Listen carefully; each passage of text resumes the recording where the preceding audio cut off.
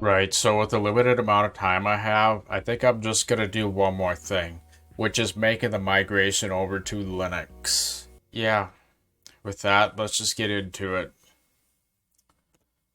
So, first of all, I'm gonna be basically migrating to Linux, but I'm not gonna get rid of Windows entirely. This is just gonna be a dual boot.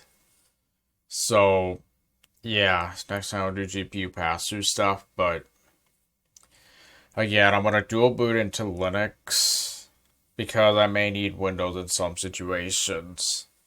But this will help me make the push over to Linux, and then in the situations where I have to use Windows, I can still boot into Windows. So, yeah, let's just get into it. I think it pretty much all makes sense.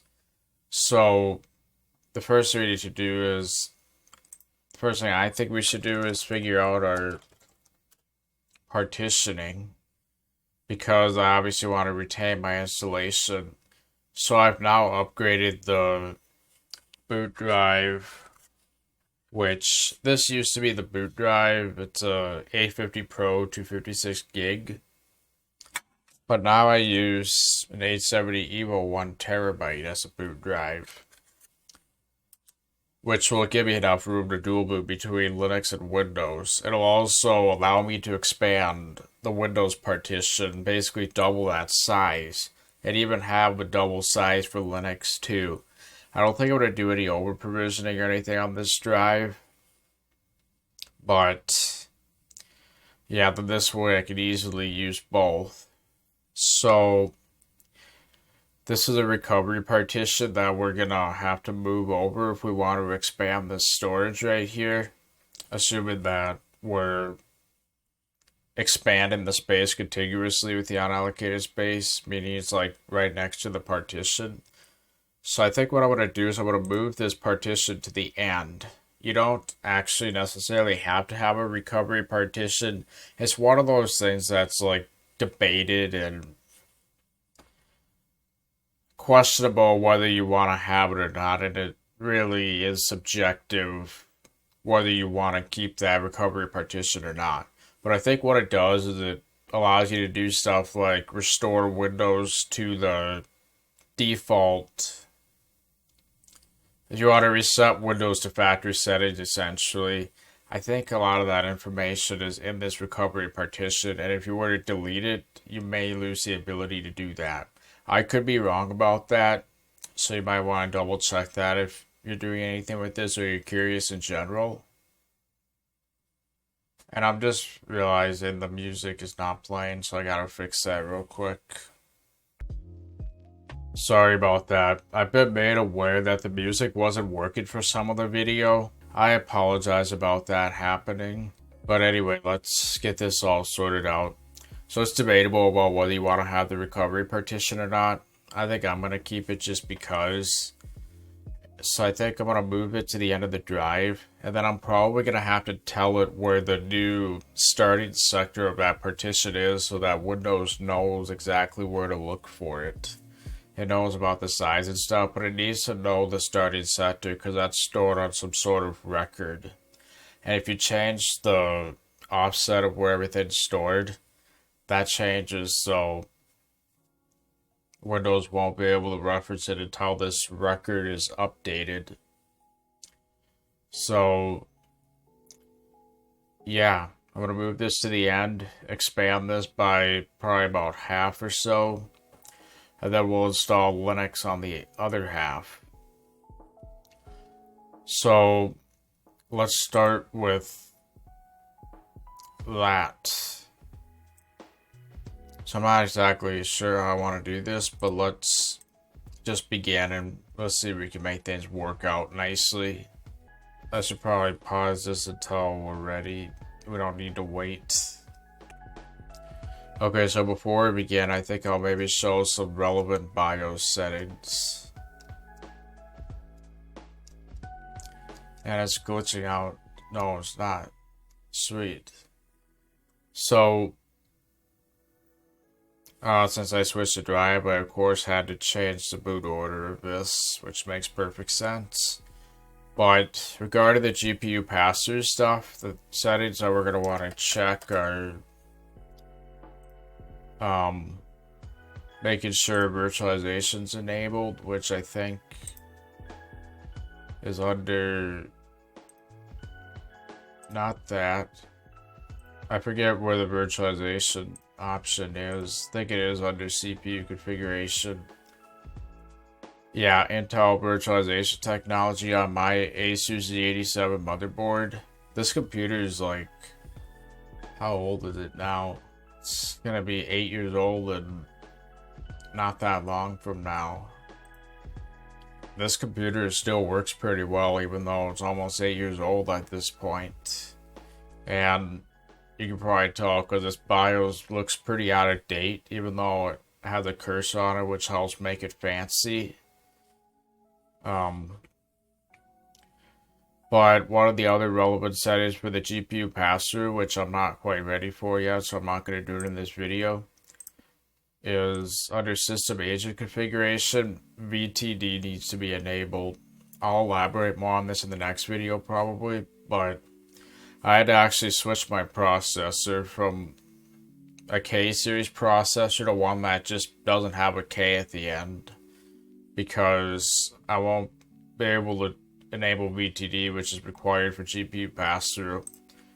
I think it's like IOMMU as well, if I'm not mistaken. But I was just gonna see if I could show the model number of the processor, but I'll show that next time, and you might have seen it earlier. It's this i7 now, which is working pretty great so far. So those are two relevant settings I wanted to show for right now, but we're not actually doing anything with that yet. So I'm going to press F8 to select a boot device. Not sure if you actually need to repeatedly press it. I'm never sure on that. Sometimes it works if you don't, other times it seems like you do need to. So I'm going to select my Ventoy drive with UEFI mode. So the first thing I think I'm going to do is go to gparted so we can move that partition over, and then we'll start installing our Linux system. But we're going to start out in here first, because we need to move that recovery partition over.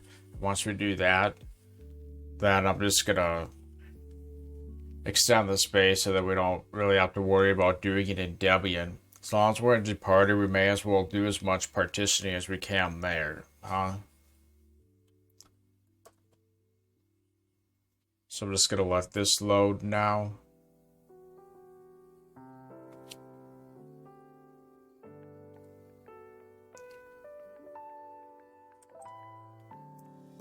So this is that recovery partition. Since I want to keep it, even though it's probably not necessary, I'm just going to drag it all the way to the end, which will allow me to contiguously expand the space. Because normally the space has to be, the unallocated space normally has to be right next to the partition you're expanding, and since it wasn't here, I just moved it to the end so that it is. Generally, it's not recommended to move Windows related boot partitions because you have to update the records for the starting sector, because Windows needs to know where everything is. It stores that on record, and if it changes, that record doesn't automatically update. So you have to get that updated, which can be kind of a pain. So why don't we double this? I attempted to just multiply that by 2. Is there a calculator built into the terminal? I don't know. I'm gonna just, on my phone screen, I'm just gonna multiply that number by 2. So 243,580 times 2. 487,160. So let's just punch that in. So 487,160 I usually click right there so it updates. So it's not exactly half, most likely, but I mean, it's relatively close. I'm almost tempted to. So that's my OCD right there. This really doesn't matter that much. Oh, I could just make sure these numbers somewhat match. There, now we got exactly half. Doesn't really matter a whole lot though, to be perfectly honest. I'm not gonna use that much all the way. I don't think this should take too long.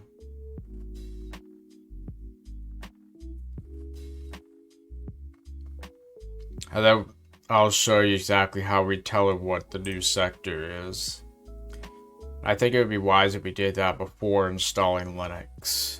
So now that we got that partition moved, we're good in that regard. So we're done with gparted for now.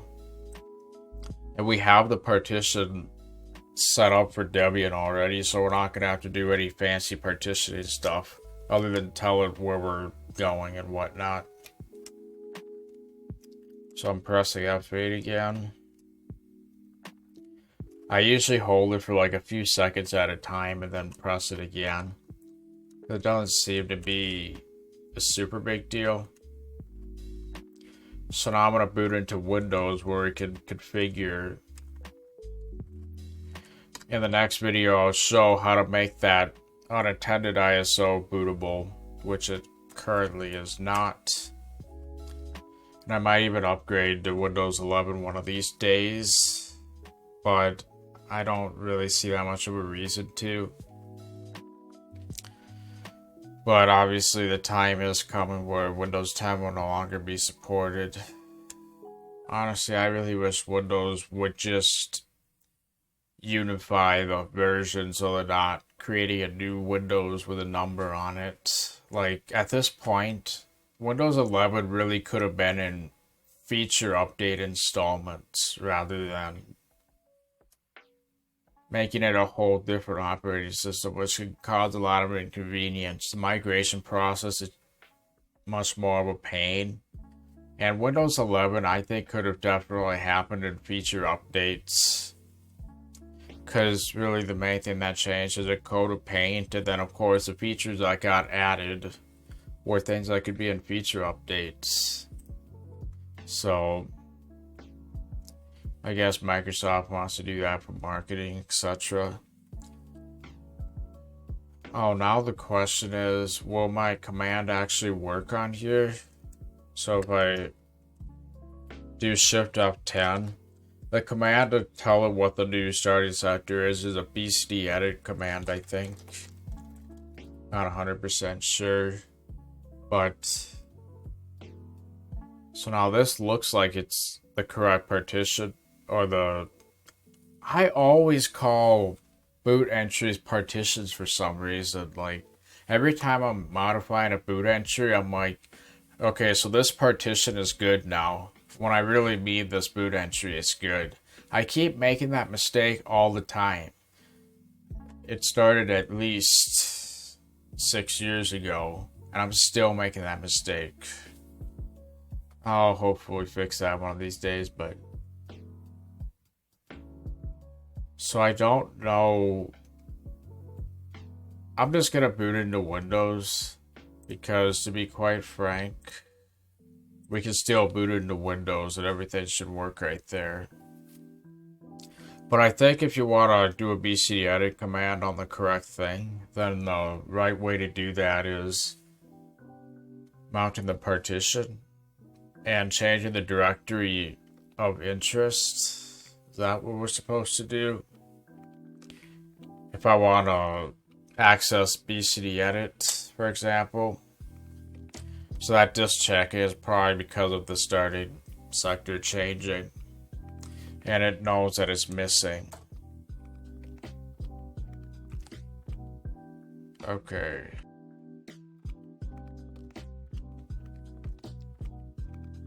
So, I'm gonna give that a few seconds to start up. Probably not that big of a deal nowadays, but back then it would have been. Before I got an SSD and stuff. So I'm gonna launch command prompt from here and press Control-Shift-Enter, which will bring that up. So now this will be the correct boot entries. So I think what we want to do is bcdedit/set, and then the entry of interest can be referenced by default instead of the UUID. And then you want to say recovery sequence, I think. Not even 100% sure if that's correct. If it's not, then let me know in the comments and what it should be instead if I'm changing the starting sector of the recovery partition. Okay, so what ID am I trying to reference now? To be honest, I don't know which ID I'm supposed to be referencing. I think it's a Windows one, but if it's not, then I'll probably... Maybe what I'll do is I'll either have a comment on this video where I specify like any updates. It'll be a pinned comment on this video. Otherwise, I'll just mention in the next casual video what I should have done. But I'm gonna sort of assume that it's this right here, the ID for the Windows 10. Although that could be what default is. Oh wait. So that's recovery sequence. I think the ID might actually be the same. I'm gonna assume that's what it is. But maybe by running this, it'll identify where everything is now, hopefully. I don't even know if that's right. Like I said, I don't really need to use it, so it isn't all that critical. But for now, let's get the Debian installed. So I think Chris did actually update Debian Titus a little bit. Or at least some of his contributors did. He's actually got a fair amount of contributors on his GitHub, so that wouldn't be surprising. It'll be interesting to see what it looks like nowadays. So now I'm hitting update again, because now we're going to install Debian for real. So there's a massive mistake I made when doing this. It didn't listen. Even though I was pressing it, it still didn't listen. It's not rebooting again. Maybe you do need to do it more frequently, and the timing might matter a fair bit. The amount that this happens, the amount of time that happens, can be somewhat unpredictable, which is why you might have to press it so many times. You just don't know when it's going to listen for the F8 key press. So let's do the Debian 11 right here. I don't do the graphic install because console just tends to be more reliable in general, even though it's actually not that big of a deal. I think it's a lot of personal preference. Like, they honestly both have their strengths, but for the most part it tends to accomplish the same thing, whether you use the graphic installer or the non-graphic installer. That's interesting that it's recognizing the wireless interface right away. I don't feel like it's done that before. So I'm going to select the Ethernet because that's what I use. Hopefully we don't end up breaking the system. It's almost tempting to disconnect all my hard drives just to make sure I'm not screwing around with that. I think I'm going to have the host name be exactly the same as the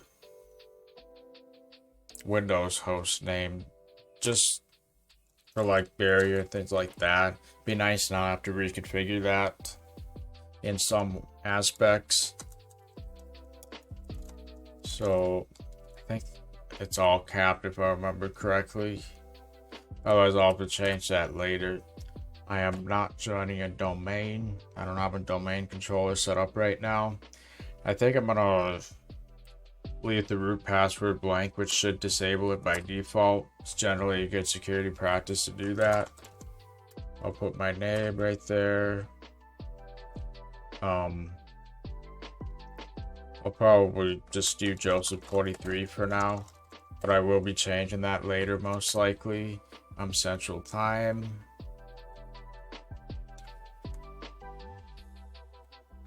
This is probably going to be the easiest Debian partition I've ever done, which is crazy to say, given how many drives are involved and whatnot.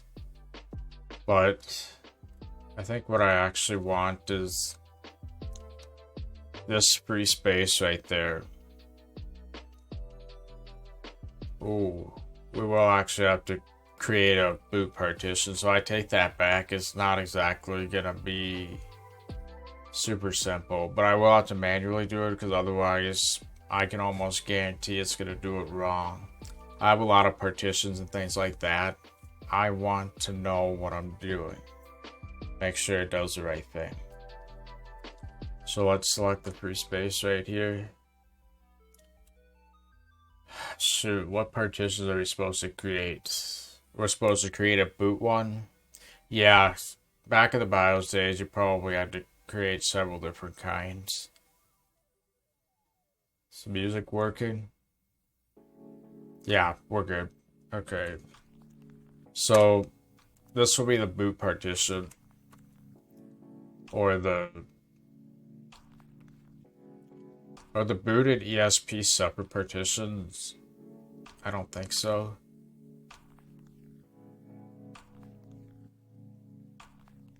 Might be able to get away with 100 megabytes. Because I'm only going to store grub, I'm not going to store anything fancy like other bootloaders or high resolution themes. So it'll be at the beginning of that unallocated space. So this is going to be the, yeah, because are we doing a reserved BIOS? I don't think so. I think I'm just going to do the ESP. And that's bootable. You don't need to give it a name. And then this will be our root drive. And I'll use ext4, but I can either use that or BetterFS, which has some interesting features, but I'm fine using ext4. So that's what we want. The Windows ESP, which is separate, the NTFS drive, and then another ESP for everything else. That's the recovery partition, and it should leave everything alone. So let's finish the partition. I'm not going to create a swap space. I had 24 gigs of RAM, and I'll be sure to not max that out. So let's write those changes for now. Okay, so now that we're installing this, one thing I was going to mention is when I did the Star Trek operating system, which I am going to probably follow up on the next video too, because obviously we had those glitches with the Star Trek operating system where some of the graphical things wouldn't display correctly. But one of the main things I wanted to mention is I installed the Debian 10 ISO that I used wasn't a non-free image. Basically non-free, even though it sounds like it isn't free, it's still free.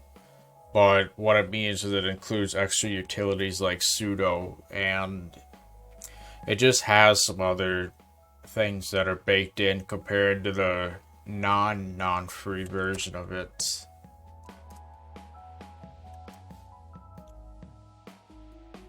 So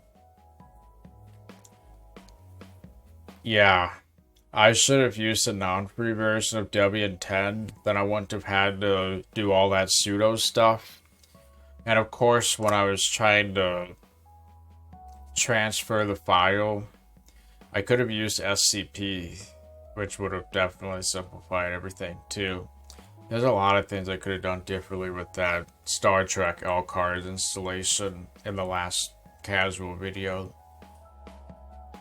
But should have used a non-free version, which clearly I didn't have that. But that'd be a good idea to get a non-free version for the drive. So, yeah. There are some things I'm probably gonna have to figure out that I'm not really confident on right now. Like, am I gonna remember all the software I need to install? I'm not gonna worry about that too much. I'll install some software and show the stuff that I absolutely want to show. At least what I could think of off the top of my head right now. There's probably gonna be some stuff I miss, but I'll obviously be sure to include that in the next video, because we are going to continue this and do GPU pass-through and stuff. I'm just not ready for that because it's pretty technically demanding. The amount of time I had to prepare for this was hardly anything at all. Hopefully I'll know exactly how to install Debian Titus, because I forgot the steps, if I'm being perfectly honest. And maybe they made it easier nowadays, because Chris has contributors and stuff, which should have made the whole process easier, hopefully. So, yeah, what if we do a snap transition for when this finishes, huh? You ready? Alright, I'm now presented with this message. I am gonna say no right here. And I think, oh, we gotta do this. So I'm gonna enable SSH right out of the gate. I'm not gonna install a desktop environment because, again, we're installing BSPWM with Debian Titus, so we don't want to install any desktop environments right here. The idea is to keep things minimal. That's what a window tiling manager will do. So I use the command line for most things, and then the window tiling manager can render and composite everything that's needed on screen, like the web browser, etc. So I think this is gonna install the software and update everything that's in the repositories. So it is worth mentioning I'm using Debian SID, which is the least stable. I know it sounds like it's unstable, but it's actually pretty stable compared to Debian or Arch and Fedora based distributions. It's still pretty stable compared to that, but the releases are just a bit newer, like 1 to 6 months, I think. That's how new the packages are. So let's reboot. So the packages are pretty new now.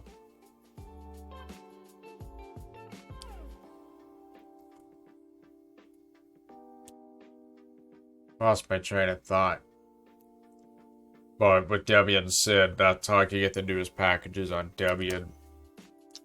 Oh yeah, we're gonna have to use OS Prober to get Windows. I don't know if I'm gonna be able to do that off the top of my head. Guess we'll wait and see. So I'll log in with those credentials that I mentioned. So now I want to raw Debian. I apologize about the size being real small.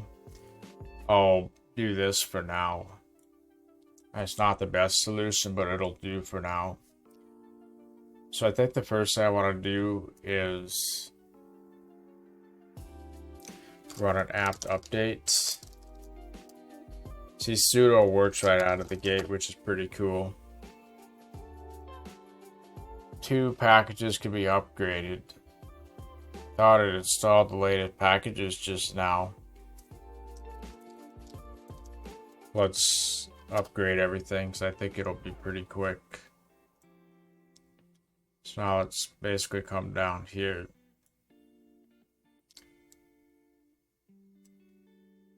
So as far as sudo goes, if I don't want to have to enter the password like this, which I think will be fine for the most part, I'll configure the sudoers file so that it behaves that way. So I think I'm gonna, probably don't have Vim installed, do I?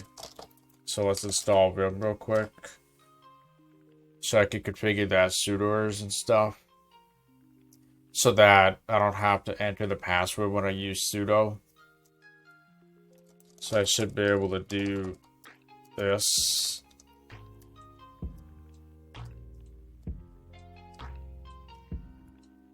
So we should see my username,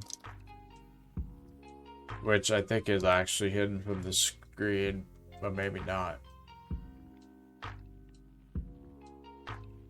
I do not see my own name on there. Maybe we're configuring that root. J and K being the default, it's just bothering me, so I'm gonna have to update that too, so that it switches the key mappings around.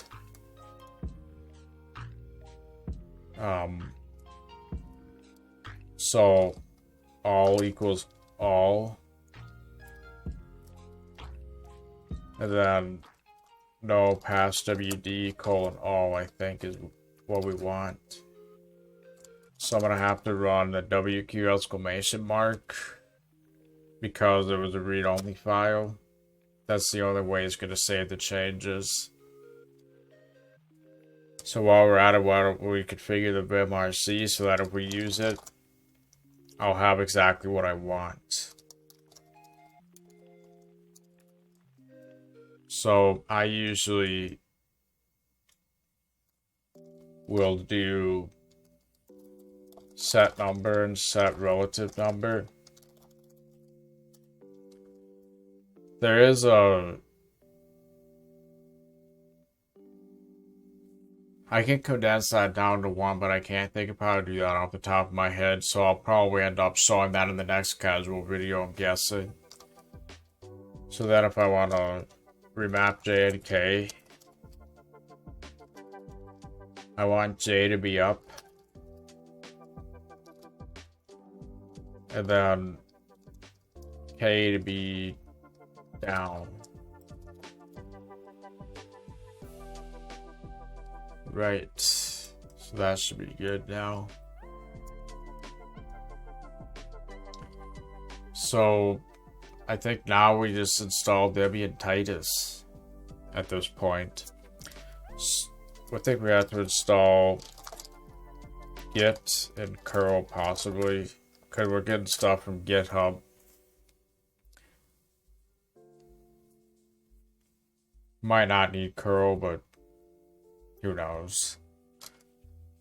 So should be able to say git clone https://github.com/Chris Titus tech/Debian Titus. Looks like I got it right.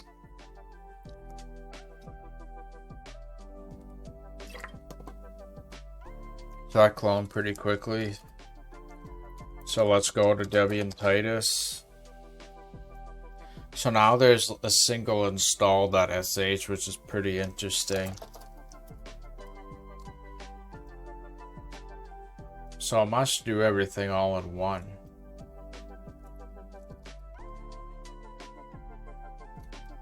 Guess I'll trust that it does.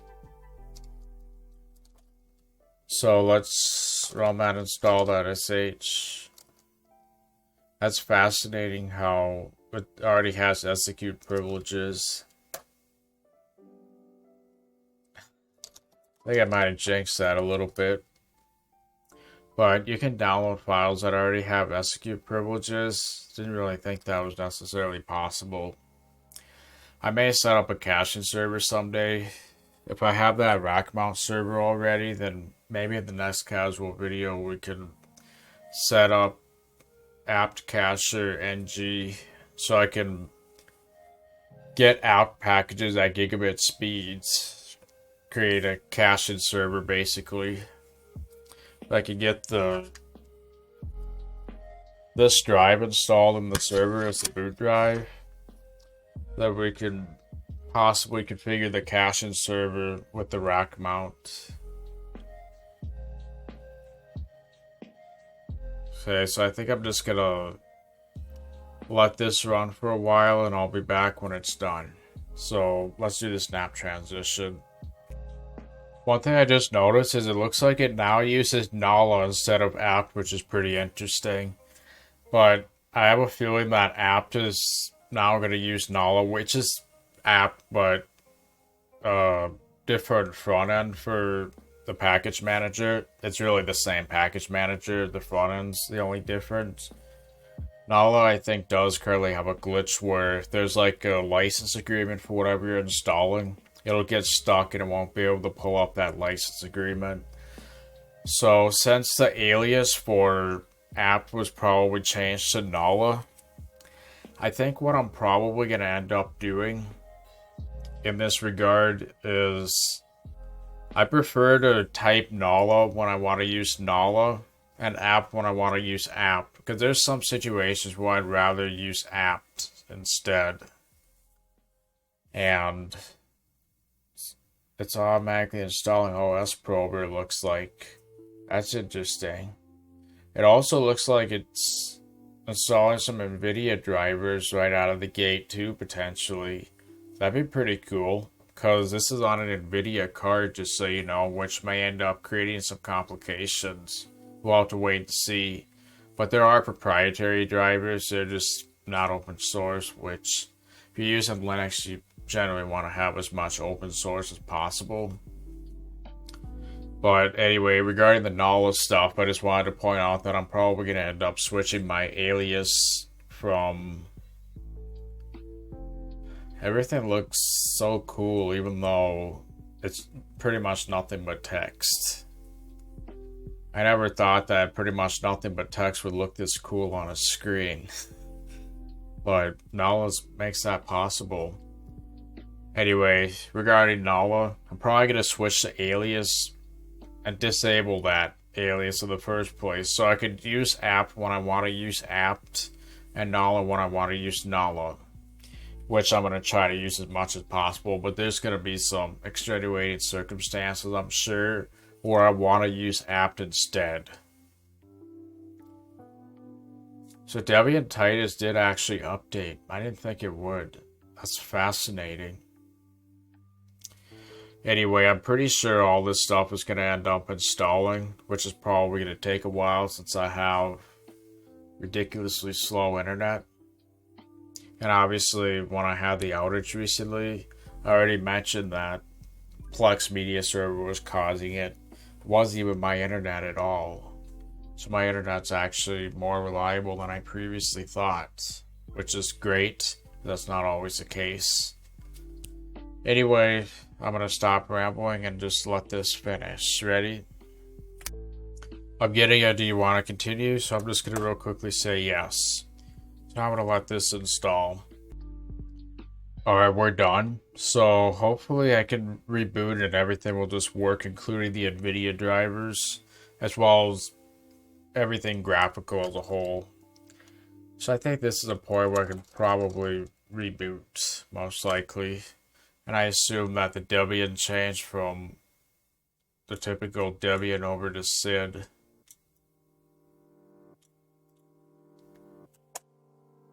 So let's load that, see how that works.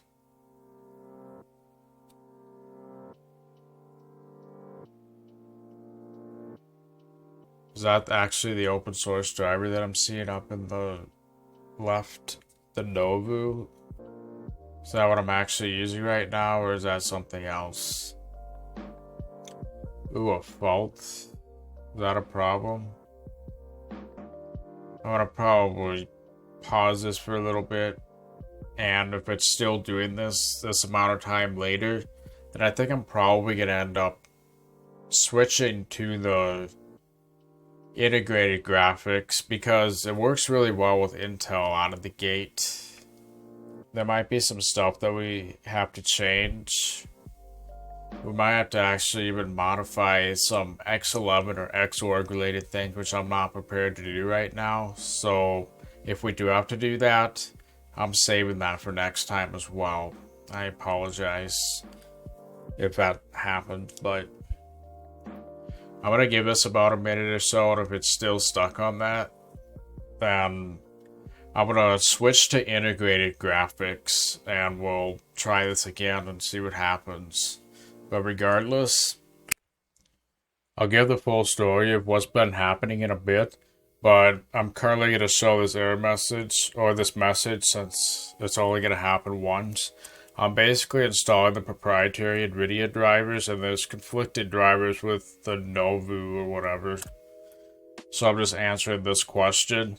So I'm going to explain what actually all happened in a bit, but I just want to show that error message as you only see it once. Anyway, right, so the issues are now fixed, so I'll real quickly sum up exactly what happened. So essentially, we got that error with the Novu drivers as well as the microcode that we just saw a little bit ago. I wasn't really sure what to do, so I ended up deciding to use ChatGPT to get some assistance because we still have some free tokens until probably April or so. I honestly have no idea, but while it's still free, I'm going to use it for this type of stuff. So I just explained what went on, and then it said the error is a problem with the microcode on the system, and basically to solve the issue, I can install the package Intel microcode, which is what I did. That wasn't installed already. If you have an AMD card, it'd be AMD microcode, of course, but I have an Intel, so that's what I did. I did try switching to the integrated graphics, but that didn't change anything. Same thing happened. And then I installed Nvidia-driver instead of the Novu that came with Debian Titus. And that error message that I previously showed was conflicting. Nvidia-driver was conflicting with Novu, basically. And once I ran that, the software successfully installed. I rebooted the computer, and we ended up with this. So the chatbot was able to basically help me solve the problem on the first try, which is pretty sweet. I'm sure Google would have been able to accomplish something similar. I don't know. But this is on an Nvidia card, which is pretty sweet. So now I'm going to punch in the password. See if that works. You already know what it is, so it doesn't matter that that's showing. I don't know if I mean, this is kind of a cool theme, but it makes it look a little bit like Mac, which doesn't look terrible, but I might end up changing it around potentially. Oh, there's a new theme. Interesting. So the notification bell, I don't think I've ever had that properly working in the past. So it's pretty cool to have that working. I also didn't have that Ethernet logo either. I think it's a font that's responsible for that, but I never had that set up necessarily. I don't even know what this is. Oh, this is for the screenshot utility. If you ever wonder what that button is on Chris's channel, that's for the... What's the screenshot? Flameshot, probably? Yeah, this is Flameshot right here. So I guess this is the Flameshot button. That's cool. If you don't want to use a keyboard shortcut, that's a pretty interesting alternative to use. We'll set the background in a little bit. So the volume... My volume button doesn't work. It never did on the NUC either. But I can right click and the volume actually works right out of the gate. It wasn't previously working with the previous version of Debian Titus. So that's pretty cool. I previously had to install pulseaudio as well as either Pipewire or Wire Plumber. I forget which one. I think I have them both installed on the previous installation, but the audio wasn't working until I installed those pieces of software. And then what you're seeing right here is Pavucontrol, which I also had to install previously, but now you don't have to do that because of the amazing, wonderful open source contributors. Unless, of course, Chris contributed with this too, but I have a feeling the open source contributors did this. In fact, Chris might have actually had this set up with the Ubuntu and maybe people ported that to the Debian version. I'm just theorizing, that's not really that important. But it kind of looks like the sound might work right out of the gate, which would be pretty cool. So what software do we have installed right now? So it looks like we could configure Nvidia settings. I have a GTX 750, which is pretty laughable these days.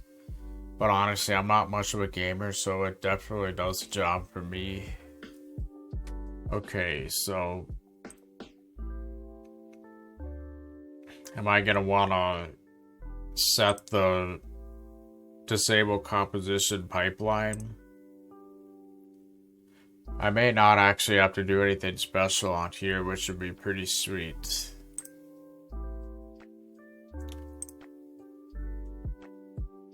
I'm not going to change stuff unless I find the need to do that.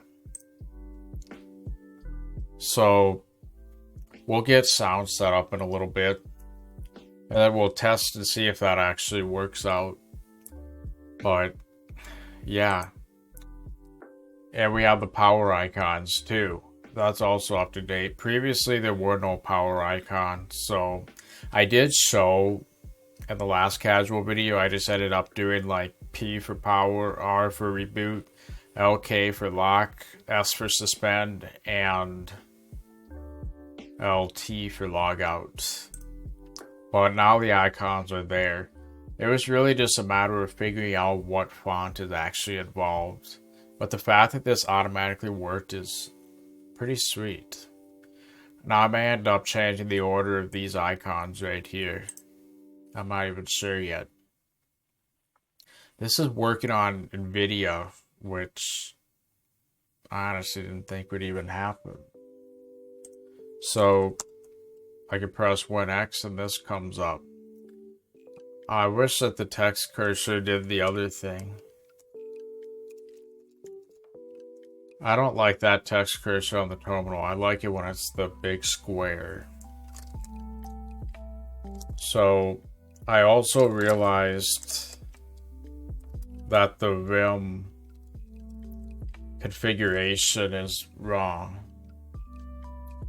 Oh, so that's another thing that needs to get changed here. That theme that Chris Titus uses on the terminal, I have no idea what that is, but that has to get installed on here. I'm personally fine with the old theme, but whatever. So what am I gonna do? Look at the Vim settings. So this is what needs to get changed. It's asking for the password. I have that configured wrong. Let's actually not do the vimrc. Let's modify the sudoers to do the correct thing. So I think what you actually want to do, the shortcut mappings are backwards. So before we actually do stuff, I think I'm going to copy the vimrc to the root thing. So sudo cp vimrc to the root of root, I think. So now let's go back to the sudoers. So I think, am I in the right file? Yeah. So I think, is this what used to show up? All. I think I might want to go like that. And then I'm going to duplicate this for my own name.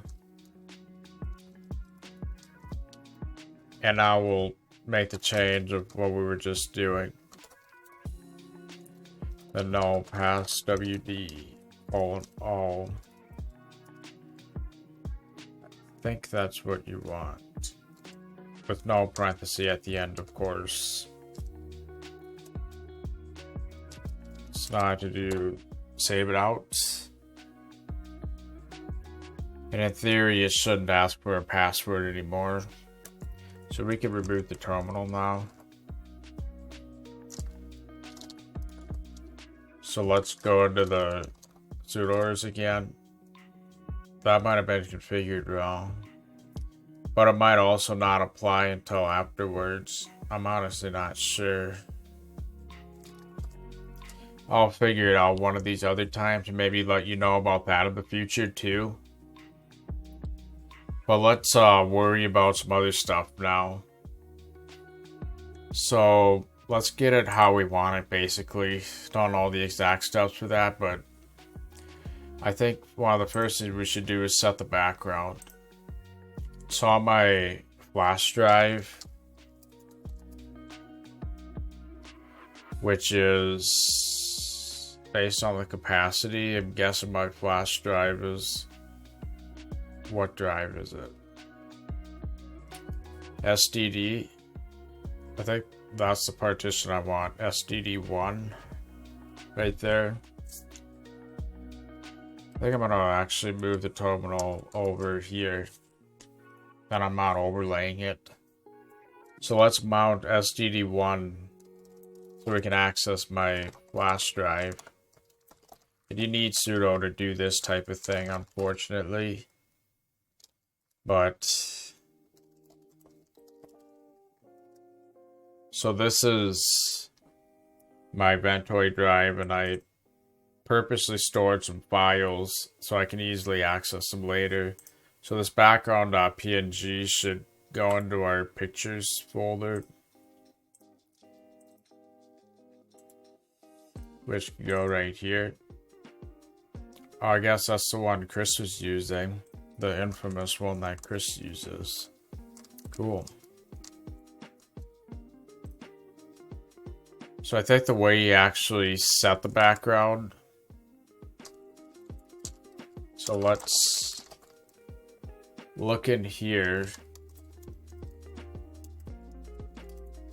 I think inside of my BSPWM file, I set the background if I'm not mistaken. Yeah, I think this is how I set the background. So I'm not even 100% sure if I want to take this exact file or if there's other things that may be slightly different. But nonetheless, I'm going to remember that that's line 8. So I'm going to go into the home.config BSPWMRC.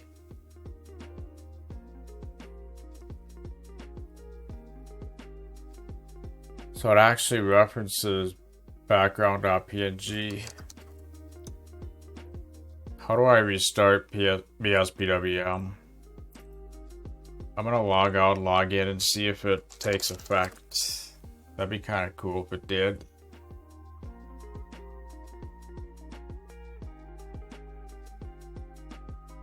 I don't know if that's what I actually did to set it, or if you have to use like the file viewer. So I'm gonna go into the pictures and launch. I'm gonna use this background for now, which is what I was previously using. I think I should have an option to do full screen.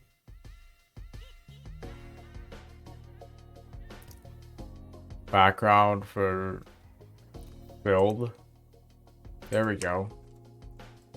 So that may or may not end up being permanent, but I'm gonna go with this for now. I actually really like this background, even though it looks pretty basic.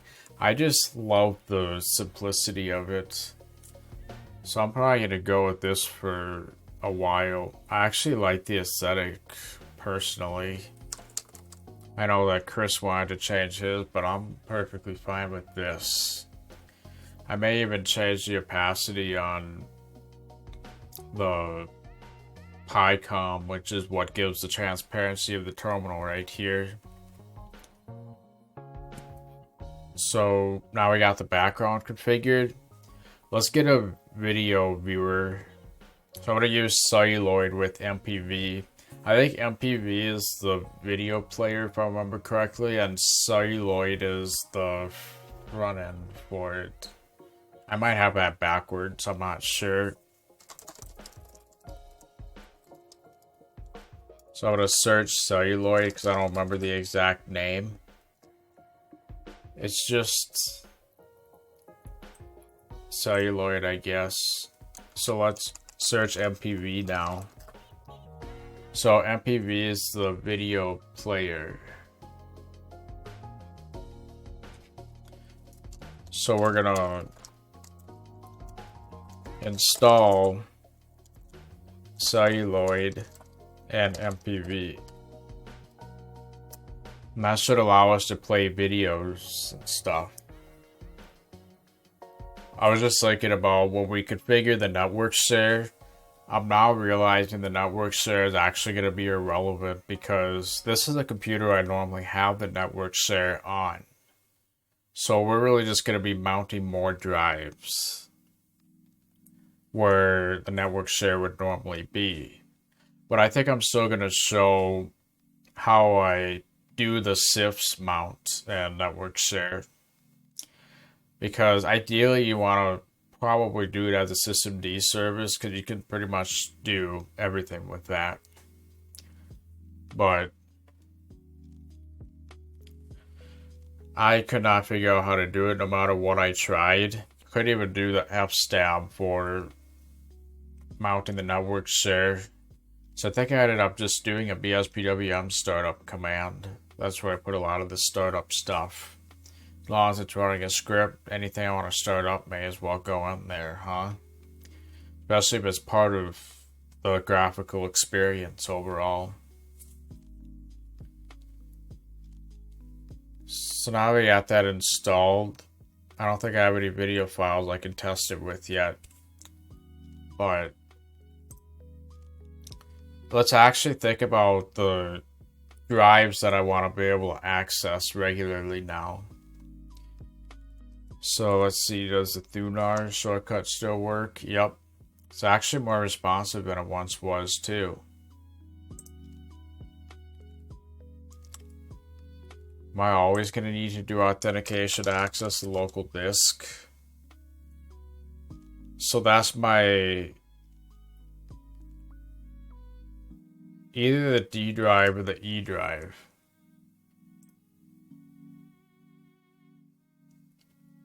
That's the D drive. This is my E drive, which is basically the same thing. It's my almost 8-year-old hard drive, mechanical drive that's still working to this day. That's why I have like 2 separate drives, mainly because of how old my other mechanical drive is. So I mainly use it as backup for the most part. So this is my... so the drives are already mounted. That's awesome. So as far as like my libraries and stuff like that, so I should be able to go to personal files, which is where everything is. So I'm gonna probably set a favorite for desktop. Documents. Then I can easily access. So I think that's where I'm going to actually have everything stored. I may end up symlinking it to the home folder. I'm not sure yet. Downloads. I could do all this later on. But I'll find a video to play and we'll see if the audio actually works right out of the gate. Looks like it will, but let's find out. Alright, let's find out if it works. So, for those of you who've ever seen the movie The Birds, it happened in my own house. And we'll see that in this video, so let's see if audio works. Okay, so I'm not hearing anything right now. It sounds just like the actual movie. It's crazy. So let's see what's up with that. I think this might be wrong. We're just looking at the GeForce 940, which this surprisingly didn't default to that. Let's see if it works now. Oh, now you're not hearing it. I wasn't hearing it before, but now I mute you. I think it works. This is at my own house. How is that even possible?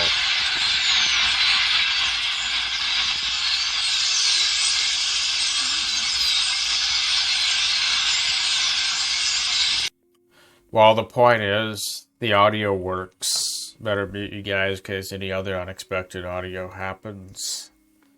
But I think the audio does work, but it's strange that the default device is not this one. Wonder if I can set the default device. Ah, this is what needs to happen. That's the default device right there. In the future, I'm probably going to be using the 3.5mm jack, which... Why don't we try hooking it up now and just make sure I can make that work. So I'm switching the 3.5mm jack to this Linux system and not the capture PC.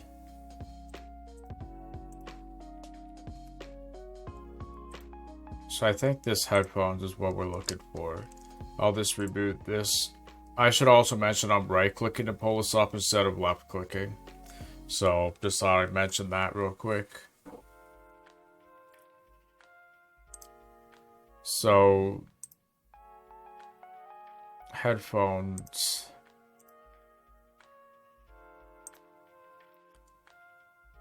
Are headphones an option for this?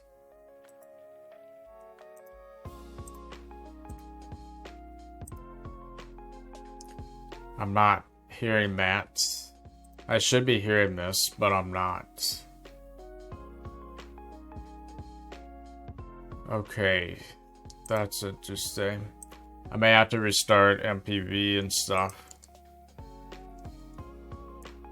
I lost the video. Let's pull it up again. Alright, let's see if this works through my output.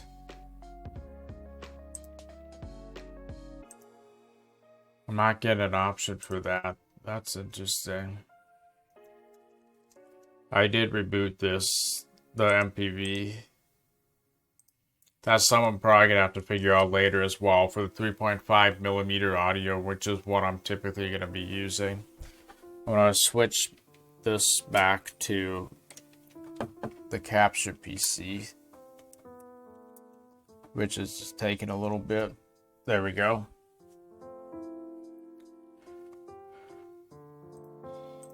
Yep, it's going through this. I have it muted for you. But it works through HDMI nicely, which I guess is cool. But that's not what I'm going to typically be using. So now we can play videos on this system. What else do we need? I might switch the order for these icons right here, because I have a specific order that I typically like. So I think that's in Rofi. Or no, Polybar. This is Polybar. That's what the top menu is. So actually what this environment is BSPWM for the window tiling. Polybar for that top bar that you see up there. Rofi, which is this power menu and the search right there. The theme is a Nordic theme. The terminal is Kitty. The transparency is Picom for compositing. The file manager is Thunar. And am I forgetting anything? That's mainly what this environment is. That's all that's really needed for graphical stuff. So what was I gonna do next? I gotta think for a second. Give me a second to think. Ah, yes, I was going to switch the order of the icons. So let's go into the .config folder. So I think what I want to modify is Polybar. I think it's the launch.sh, if I remember correctly.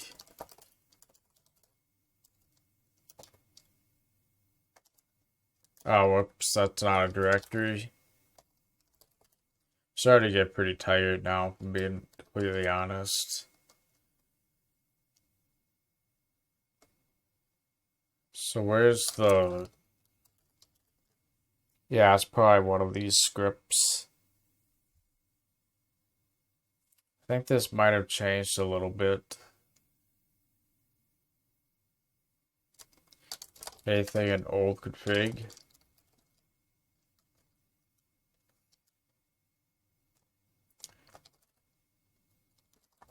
Oh, that's a file.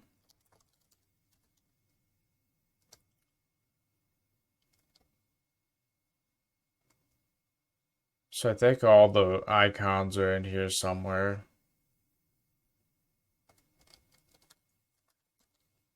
Yeah, here's the icons.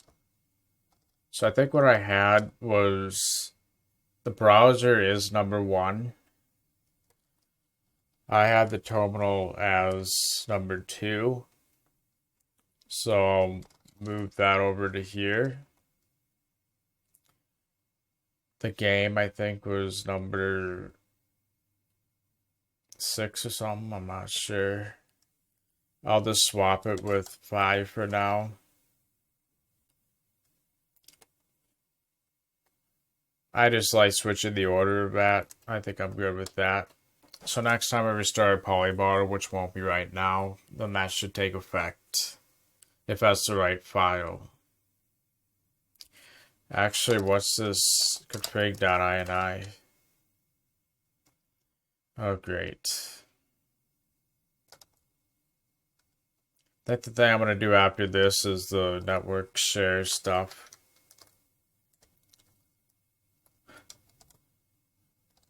I'll change this real quick so that becomes number 2. That becomes 5 for now. Good enough. Now let's think about the... So the network share is actually irrelevant right now, because I don't have a network share for this. That's just on the secondary PC. This won't require that. I'll have to see if DaVinci Resolve works on this. I wasn't able to run DaVinci Resolve on the NUC because the compatibility with the integrated graphics just wasn't good. But now that I'm using an Nvidia card here, it might work a lot better. So, since I'm not doing a network share, I'll at least talk about how I mount that. So let's go into my flash drive again. I think what I want is Debian files. We'll look at my ups tab, which is somewhat relevant to the FS tab. So this was how I mounted a drive. So I started out with the UUID. You could reference a drive by the dev device that it is. So if you do like SPLK, if your drive of interest is SDB2, for example, you could say SDB2 instead of the UUID, but the drive might change over time. The SDB2 could become like SDD2 in the future. Who knows? So that's something that could change over time. So I don't reference it by that because it could easily change over time. The UUID is something that should stay the same at all times. So that's why I'm referencing it by that, which you could use BLKID to get that UUID. The UUID is just something like this. Find the device you want, and then it's UUID. What's interesting is on some drives the UUID is small, but the part UUID is much larger. I think it'd be the other way around. Part UUID would just be part of it, right? But here it's flipped around, which is interesting. So that FS tab that I was just in is how I mounted my other drives to a specific mount point. So I created a directory for Joseph. NTFS was the drive letter or the file system for Windows. I didn't have any special option. I was fine with default, so why not? And then 0 and 2 for the type or whatever, the dump. Actually, I forget what one of them is, but one of them means dump, but whatever. So that's what the FS tab was for that. Now, as far as getting a network share, since I was unable to get that to work with FS tab and systemd, I mean, I tried pretty much everything. It just wouldn't work. So I ended up deciding to just put that in my BSPWM RC file, I think. Yeah, I just ran this mount command. So this is how I do the SMB share. So mount -t sifs -o. Then I said credentials equals etc server creds. That's where I authorize it with the username and password, etc. And then it's the IP address / whatever the folder is. So that's the format for mounting a Windows network share or an SMB network share, regardless of whether it's Windows or not. So the server creds file, I'll show you what that looks like. So I think the server creds is actually not what I want because it has my password on it. So I'm just going to show you the server creds _ file. I forgot to obfuscate the password, but now I've done that. So that's what I did for the SMB share. So the username, password, and this syntax right here in the actual etc server creds or wherever I reference it. And then you have to specify the domain, because if you have like a domain controller or anything like that, you will have to reflect that properly. But otherwise it would probably be workgroup or something else. So that's what the formatting is like. And that's how I do the network share. So now let's do the next thing I was going to do, which I just had a little bit ago, but I lost it. Okay, so I think the next thing I'm going to focus on is I just want to show some stuff in my BSPWM file. There are things that are different, so I'm going to have to merge that, but I'm going to wait till later. There's no sense with doing it here now, especially given the time. So I'm going to show what my BSPWM consists of, but I won't change anything. So my default workspace is workspace 2, which is where I normally would have the terminal open. And then when I have the web browser open, I typically do that in workspace 1. And the way I have that as a default is the BSBC rule. And I just specify my browsers, including Brave, are in workspace 1. So Chromium desktop equals workspace 1. And I would have another one for Brave, right? I think that's Brave browser. I'm not going to actually save that yet. But then that'll automatically go on workspace 1 no matter which workspace I'm open in. So it's useful for that. So, when it first starts up, it'll go to workspace 9, which I used to launch Barrier. I'm not really going to show that right now. And lxpolkit, I think, is what allows me to do that pseudo authentication with graphical applications. So let's say I install gparted and I want to be able to run it. So I'm going to install gparted real quick. I didn't use Nala, did I? Oh well. So I guess the alias didn't change, which is what I wanted. So if I launch gparted, which I could do from here probably, yep. That right there, the authentication, that's the lxpolkit. That's why that's significant. And of course, if I don't make a typo, it'll work fine. So that was gparted. So then there's the Pipewire stuff. And I forget what I have for barrier. I don't think there's actually anything special. There was at one point, but I was trying to get it to automatically work so I didn't have to do anything special.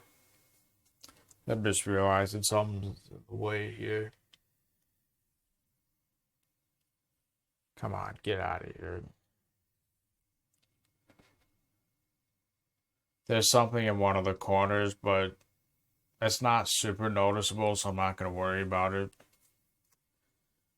But is it noticeable? You can kind of see something that's in the way potentially. I think it's gone now. Anyway.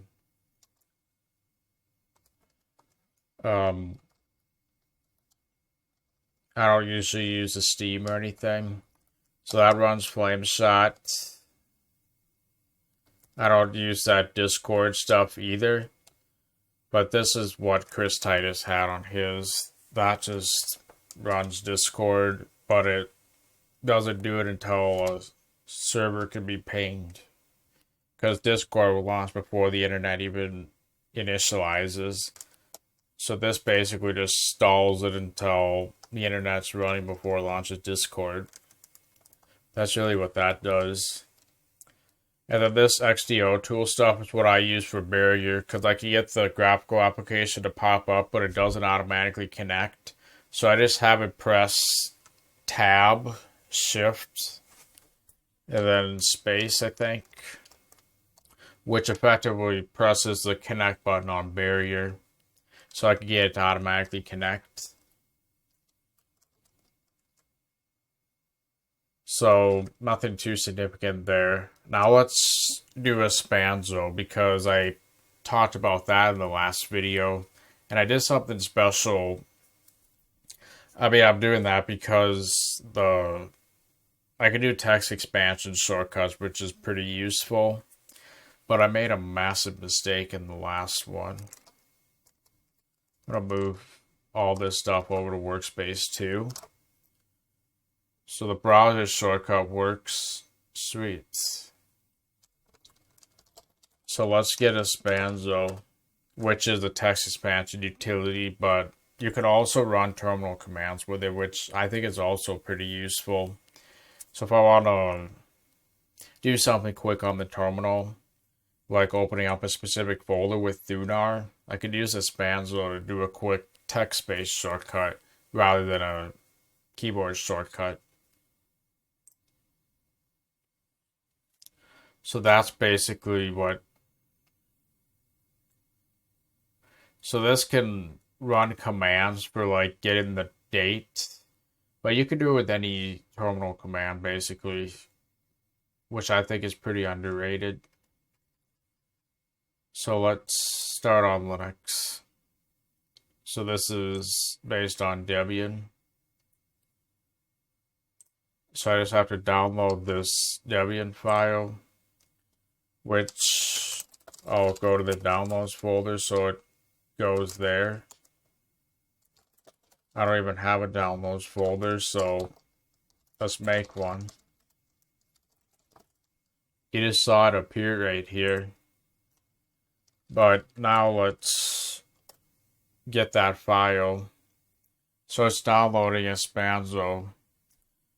And then I should be able to do apt install with the Debian file. So if you use dpackage for Debian files, you can actually use apt for the same thing pretty much, which is pretty cool. So now Espanso should be...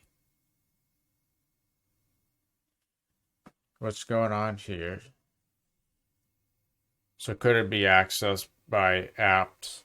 I think that means I just need to give it sudo, which I may not have done already.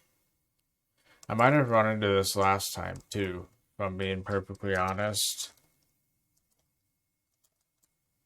Why did that not work?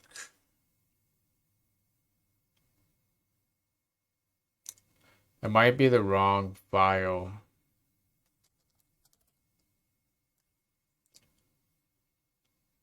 How about if I do dpackage instead? Let's just run dpackage on that.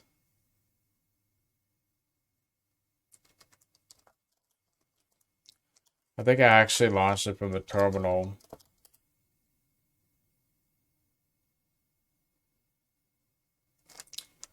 How do I start it? Espanso start.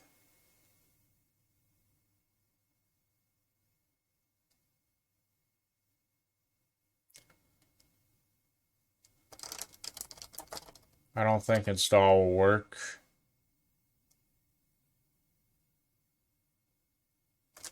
Are there any other steps I might be missing?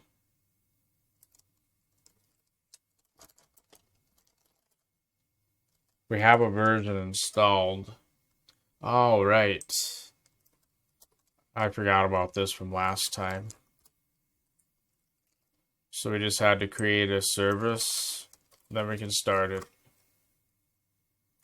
I'm going to move this to workspace 4. This will help you get started. That's just a demo showing that it works. So now let's go to the Espanso configuration.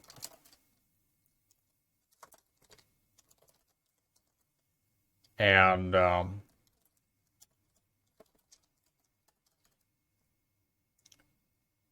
think it's in match. Yep. So it's in that file that I just selected. So if you want to run a shell command, this is the format that you use. But let me duplicate that. So I made a massive mistake last time. I tried to run this to open up like my home folder in Thunar. I'm going to change that to home. And I deleted this output in the quotes because I didn't want to capture the text output. However, that was actually preventing it from running. Doing this output right here actually executes this output right there. It won't execute unless it's referenced here. By putting that in, it suddenly worked what didn't work last time. So let's try this now. So the configuration will automatically restart if I do that.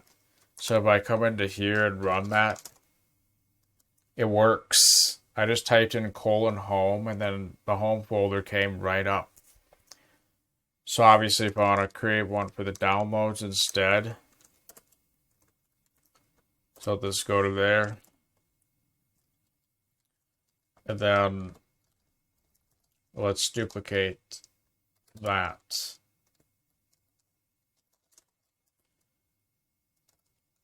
So the trigger will instead be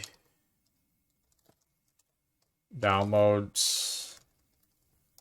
So I would execute lunar home/downloads. And now if I type in :downloads, I think I made a typo. There we go. So if I want to do text-based shortcuts, this is actually a useful way to do that. I tried this last time, but the reason it didn't work is because I took out this replace output. I took that out and just emptied the quotes like this, which is really dumb on my part. That was making the command not run, so I wanted to correct myself there.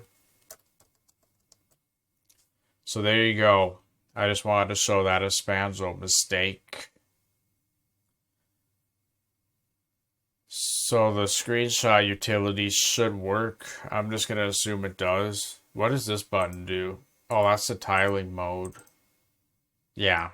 So if I want to tile like full screen or something, I can do that instead. Or if I want to like do freeform, like drag the window wherever I want, I should be able to do that too. And there's a shortcut that typically activates that. I don't think you can click right here to cycle it. I think you press a shortcut and then here you can tell what it is based on the icon, which tiling mode you're using. So why don't we look at the Debian files, see if there's anything else I was going to show. I won't set up barrier right now.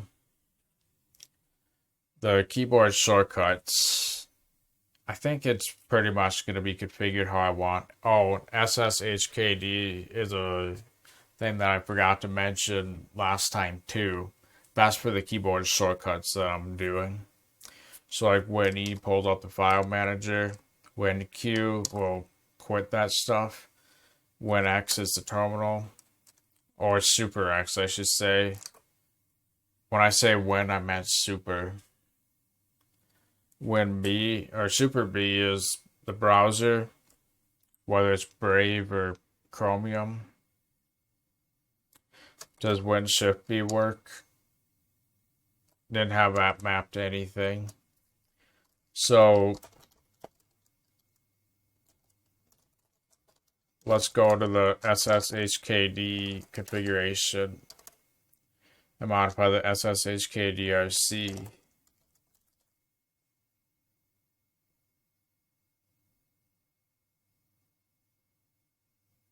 I'm not opening this in another terminal, am I? And I'm using super 1 through 0. What I mean is 1 through 3 up to 9, then 0. And that allows me to switch workspaces like this. So what else do I need installed? Oh, yeah, I don't know why that swap thing happened. I don't think this file was open anywhere else. If it was opened elsewhere, that would make sense, but I don't think it is. Actually, maybe I could just edit anyway. Oh, maybe, the service is running, which is stealing it or something. I don't even know. Oh, this Flameshot, we're going to have to reflect the correct path there. So where are the actual drives mounted? So it actually does a media Joseph mount, which is pretty cool. So I might want to change that to my pictures. So I just copy that path.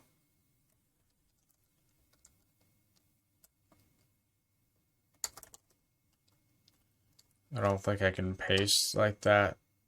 Oh, I can. Interesting. So you can go to visual mode and use the actual paste in that area. I didn't know you could do that in Vim. My pictures. Now there's going to be a problem with the spaces, isn't there?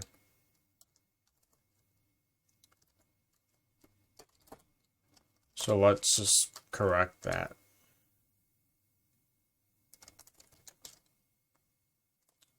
We're good as far as that goes. And I think I want that same path right there. So I'll just replace that with that, and we're good. So as far as the browser goes, I think I'm actually going to change it to Chromium. I like that as my default, but I sometimes like Brave too, so this will be Win-Shift-B. But this will be Chromium, I think.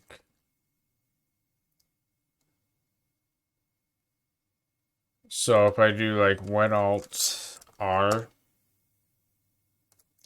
that restarts.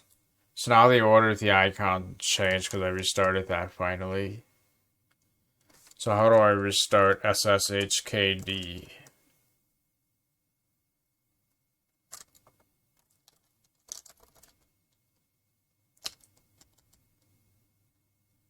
I think it's like Win Escape or Win tilde. Probably the Win tilde. So now if I do Win B, that didn't update. But if I restart the SXHKD service, it'll update. So I'm probably going to configure it later, but I think it's relatively straightforward. I pretty much showed that last time, so I don't need to do that again here. So the next thing I'm going to show is, why don't we get the virtual machine software set up? You know what? Since I'm doing the pass-through stuff next time, now I want to show the process of getting Virt Manager installed, because I might do some virtual machine stuff before the next casual video. Once I do that, I'm gonna call this video done, I think. And if I miss anything, I'll try my best to include it next time.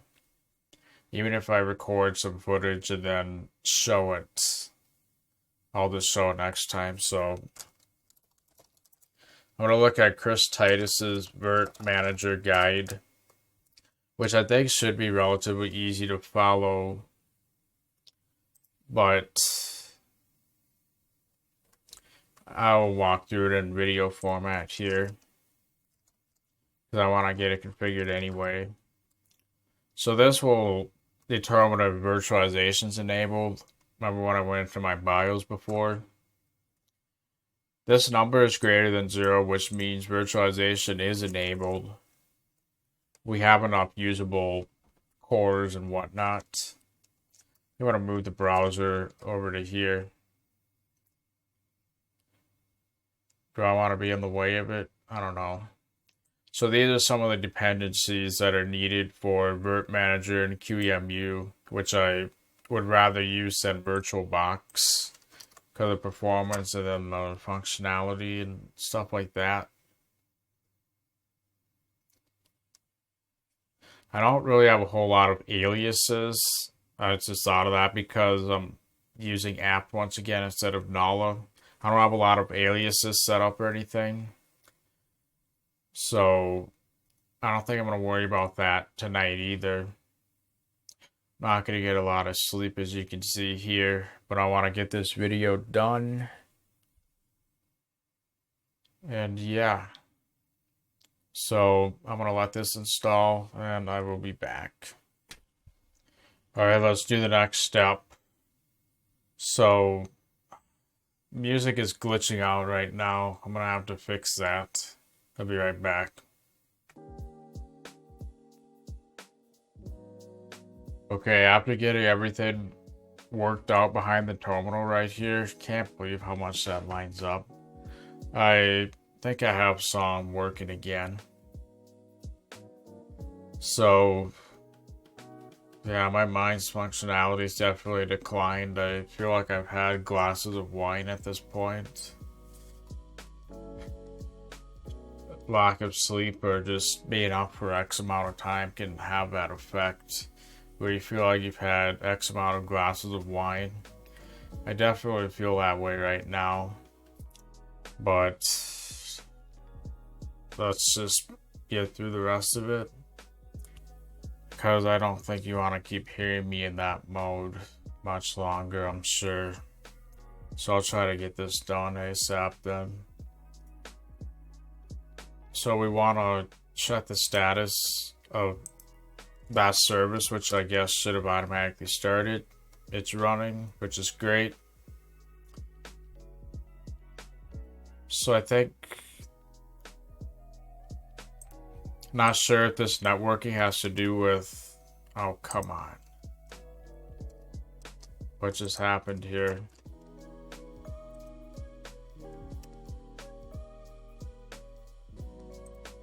I have no idea what just happened. Clearly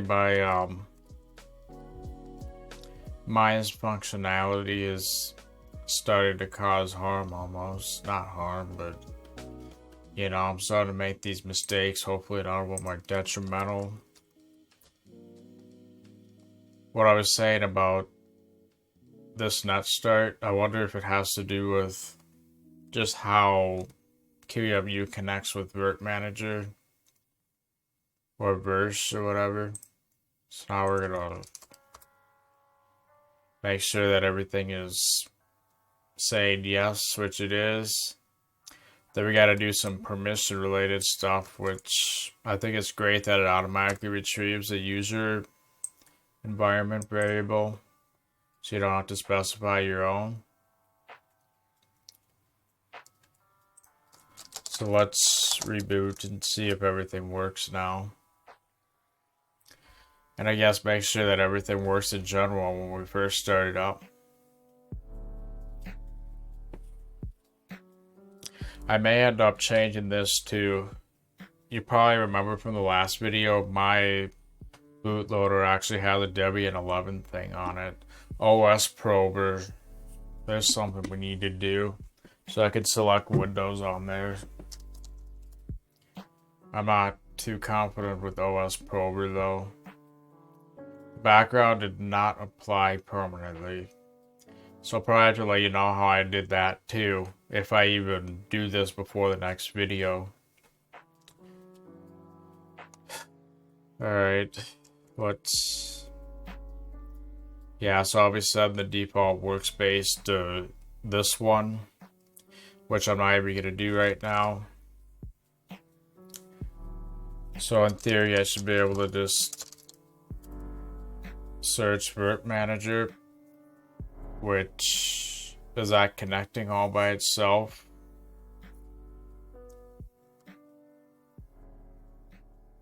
It must have connected to QEMU through the URI or something. So let's see if I can get my ISO library worked out. I don't even think I'm gonna bother with that right now. I'm not even gonna like really use a virtual machine. I just want to make sure everything works. Since I have my Ventoid drive still inserted, I may as well try to insert that storage pool. And it's really only gonna be temporary. I just had to click that twice for some reason. Let's just assume that's the pool right there. So let's say I wanted to do Windows 7. I'll do the professional edition. It automatically detected everything correctly. Sure, why not?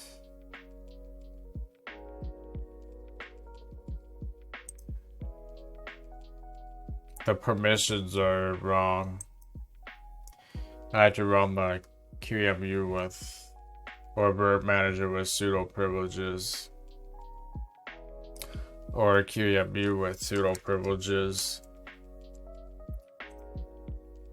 Yeah, my thought processes are disappearing for sure.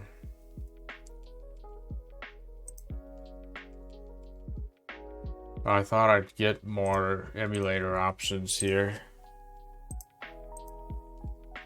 I'm gonna select UEFI. Apply those changes. the correct disk and whatnot.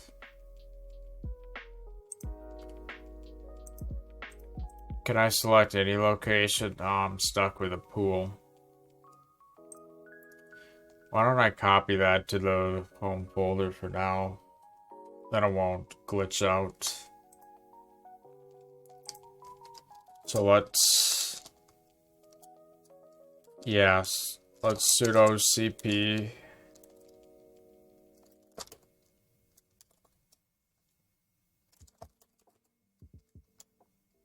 Why is that not? Oh.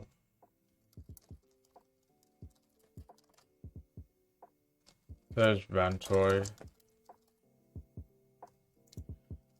So let's copy Windows 7 Professional to the home folder. I'll later figure out what that sudo thing is, so I don't need to enter the password like this. So I might just have to do stuff with inserting my name, I'm not sure. Let's select that instead.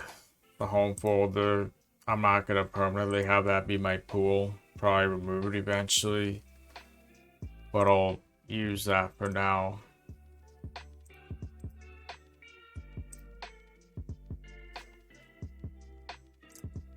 Select Windows 7.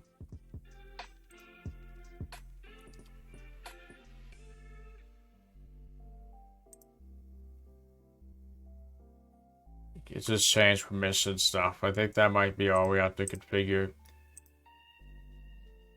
So it copies the host configuration, which always use one socket. I'll do 2 cores. The memory already works. Page didn't change correctly. That's interesting. This is stuck. How do I get this unstuck? I just quit out of it, which is probably not great. Oh, you gotta be kidding me. I didn't even create the VM. Boy. This sucks. This sucks barely having any mental functionality too. Select that. I don't care where that's saved right now. Gonna select UEFI, although I think it will glitch out. Windows 7 installation seems to freeze up on UEFI virtual machines sometimes. I'm just gonna assume that's good.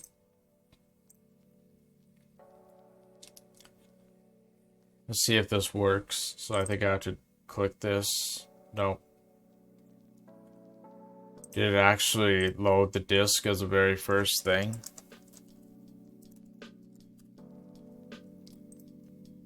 Oh, just stop running. Probably should have forced that off. How do I configure this? Yeah, right here.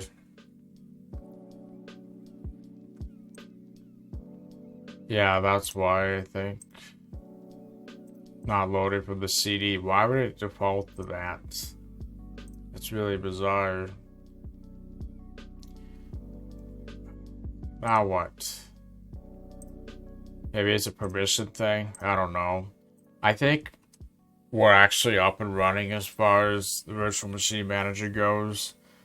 So that's how you set it up, what I just went through before. I was also going to mention real quick, this goes beyond 100%. Which is interesting. Just wanted to mention that. So now let's do OS Prober. I forget the exact steps for that. So OS Prober is how I can add my Windows boot entry. I think you can just install OS Prober. Looks like it's already installed. That's cool. It never was previously, so that's recently added.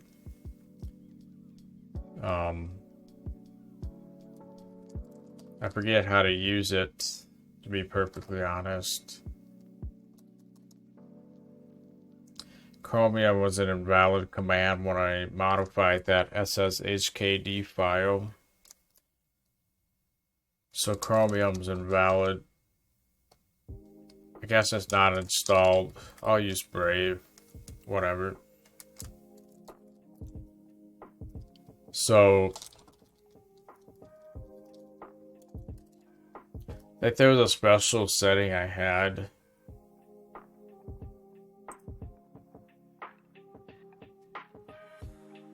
So you use OS Prober, then the drive or something.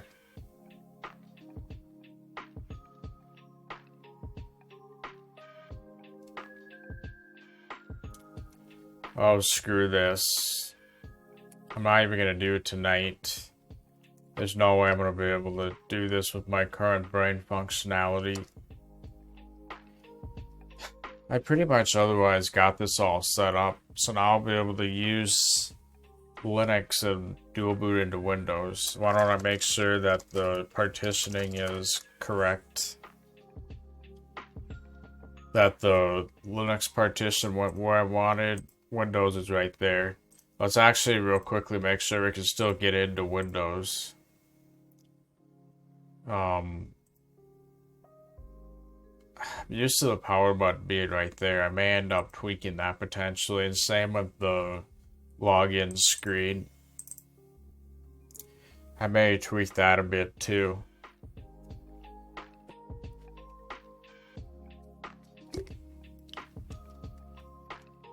So I think I could probably select between Linux and Windows on the F8 menu. Hey, you didn't even give me an option for that. I pressed F8, you cheater. I'm just gonna reboot.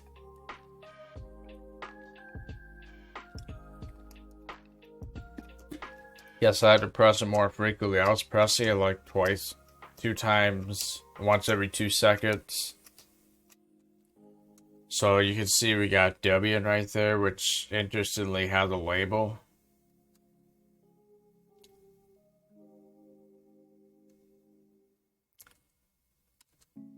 I was expecting a UEFI thing for the H70 Evo. I think I have a GPT partition table. And Windows requires UEFI with that, but I don't think... There it is. I don't think Linux does. I could be wrong about that though. So that'll probably be my default for right now, and then I'll manually select Debian if I want. I want to see if this does anything regarding the recovery partition.